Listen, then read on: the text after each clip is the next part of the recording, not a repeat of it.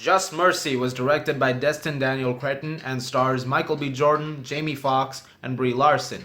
And this film is the true story of a man named Walter McMillian, who in Alabama was convicted on death row for the murder of a woman who he did not murder. And because of this and a racially charged police force, he was sentenced to die. However, a young lawyer named Brian Stevenson, played by Michael B. Jordan, came in, and this is the story of how he fought for this man's life. This is a really important story nowadays, especially in the time that we live in. There's a lot of racial divides, a lot of social divide happening all over, and there's been incidents, there's been lots of reports about things.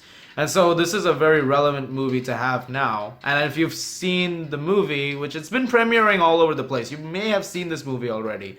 But in case you've not, I'm not gonna spoil it for you. It is based on a true story, so if you know the story, you know how things finally ended up. But for the sake of the fact that you've not heard of this story, no spoilers, I guess. I saw this film back in September at a film festival in New York. I was actually on the red carpet. But I waited until now to review it because I wanted to have it come closer to the film's release date. I also wanted more footage to work with in the review, and the new trailer just dropped like an hour ago. So I figured I would take that and I would use this to basically give you guys a proper review. What did I think of this film? It's really great. As a legal drama, it's terrific. As a commentary, it's also really, really good.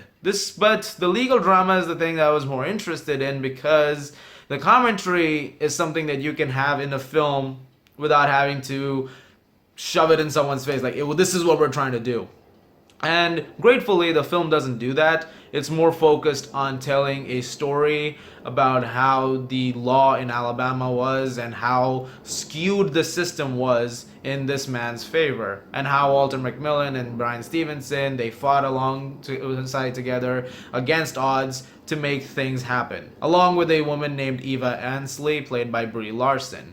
The performances in this film are terrific. Michael B. Jordan is giving probably the best performance of his career here. Jamie Foxx is honestly supporting actor worthy, but there's been so many great performances this year that if he doesn't get nominated, or if he does get nominated, it's honestly hard to tell. It's bizarre. This year has come out swinging out of nowhere with some really terrific films, and they're both really great. Brie Larson's also really good in the film, but this is not her movie. She's not the focus of it. This is more about those two men, and it's about their story. She's there to make things more grounded and anchor things a little more into reality for Brian, to be like, hey, just, you have to know that I'm helping you and we're in this together, but you know where you are. You're in the middle of Alabama. This is how things are. And the writing is really great. Like I said, all the stuff regarding the court case and bringing evidence together and talking to witnesses is riveting. It's very engaging, and it does keep you on the edge of your seat. And it never really drags. The film is constantly building towards something, to the next thing, to the next thing, and it constantly gets more and more interesting as newer revelations come to surface. There's a character played by Tim Blake Nelson in particular, who is a very key witness. He's someone who can directly prove that Walter is innocent. And there's a huge pendulum swing thing with him because you never know what he's going to say and how he's going to say it. And that creates for some very tense moments throughout the entire film, because if he says the wrong thing, Walter gets killed. If he says the right thing, Walter has a chance to live. And so because of that, the film definitely keeps the tensions very, very high. And that's wonderful direction on Cretton's part, who is someone I've really liked for a while now. This film is really terrific that way, and it does rely more on those aspects to make it work as well as it does. And it does work. It does do a terrific job.